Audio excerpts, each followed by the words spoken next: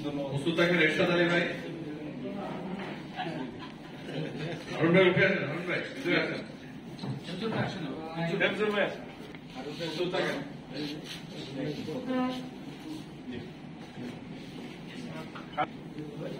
সালাম ভাই, জি আব্দুল সালাম বাগেরহাটে,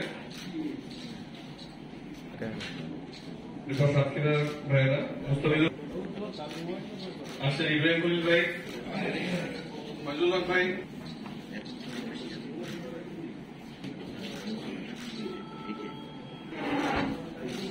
রঘুনাথ দা দেওয়ার জন্য আমাকে বেশ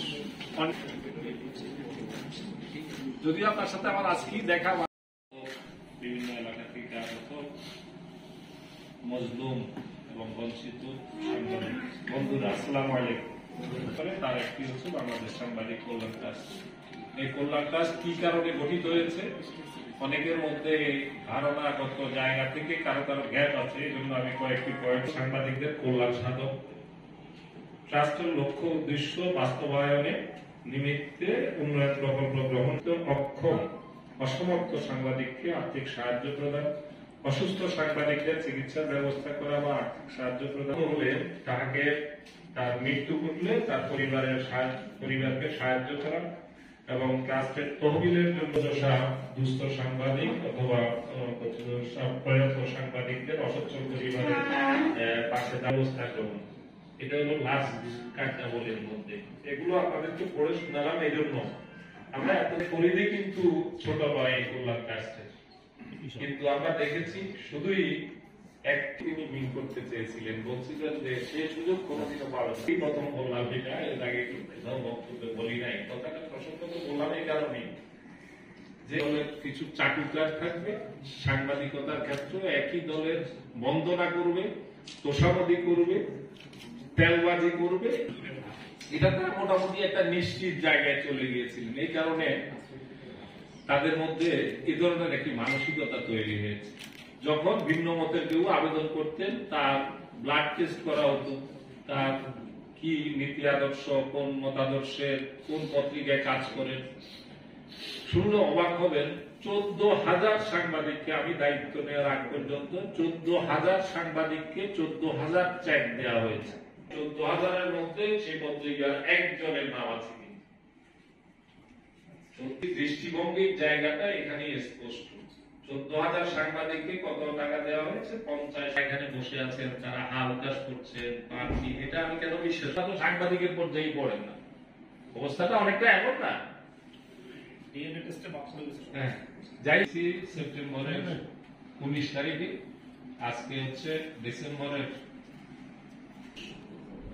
15 মাস। এই দায়িত্ব নেওয়ার পরে দেখলাম যে ফান্ডের অবস্থা খুবই, ফান্ড অনেকটা শূন্যের জায়গায়, খুব অল্প একটু ফান্ড সেখানে রেখে গেছেন, করা যায় না। কিন্তু বিতরণযোগ্য যে তহবিলটা, সেটা সরকারের রাজস্ব খাত থেকে প্রাপ্তির যে ক্ষোভ, এই সব কিছুর চাপ একসঙ্গে নিতে হয়েছে। তো আমি জন্মগতভাবে বোধহয় ছিল সব মিলিয়ে, বেতন ভাতা সবকিছু, যাবতীয় সবকিছু মিলিয়ে তহবিলে 1 কোটি টাকা কিছু বেশি অর্থ ছিল। সেই জায়গাটাতে 3 কোটি টাকা বরাদ্দ দিয়েছি এই 25 দিনের মাথায়, এবং সেটা অ্যাপ্রুভ করে চেক রেডি করেছি, কিন্তু তহবিলে টাকা নেই। এটা এক ধরনের পাগলামি, অনেকের কাছে মনে হচ্ছে পাগলামি। সরকারি প্রতিষ্ঠানে বসে এভাবে কেউ পাগলামি করা উচিত না আমার মনে হয়। যাই হোক, আল্লাহর রহমতে আপনাদের দোয়া, যেহেতু আমি চ্যালেঞ্জ গ্রহণে অভ্যস্ত, আমি চিন্তা করেছি যে তথ্য উপদেষ্টার সভাপতিত্বে এটা পাশ করাবো, তিনি নিশ্চয়ই আমাকে এই ফান্ডের ব্যবস্থা করে দিতে বাধ্য থাকবে। সরকারের যে একটা গাইডলাইন, এই গাইডলাইনের বাইরেও করা সম্ভব, সেক্ষেত্রে কি করতে হবে? যে আইন বা বিধিমালা থাকে সেটা পরিবর্তন করতে হবে। আমার বেসিক্যালি আপনাদের সম্পর্কে 2টা রিকমেন্ডেশন আছে।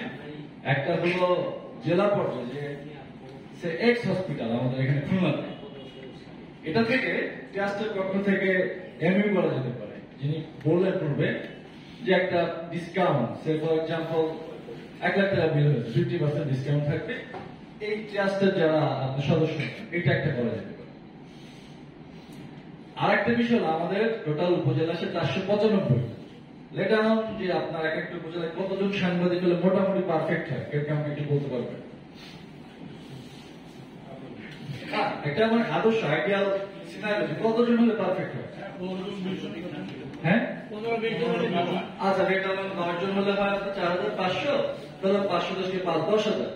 তো কামাকুই filtering data, say for example 10,000 data, আপনাদের যে 10,000 সাংবাদিক আছে, আপনাদের এইটা দরকার হবে না, আমি বলতেছি উপজেলা লেভেলে এগুলো ব্যবস্থা করা যাবে, বাট আপনাকে ফিল্টারিং প্রসেসের মাধ্যমে অথেন্টিক ডাটা প্রোভাইড করতে হবে, যা আপনাদের লিস্ট নেই, এটা করে বাদ বাকি সমস্যা এমনি সমাধান হয়ে যাবে। যাই হোক, সবাই কষ্ট করে এসেছে, এতক্ষণ ওয়েট করছেন, সবাইকে ধন্যবাদ জানাচ্ছি।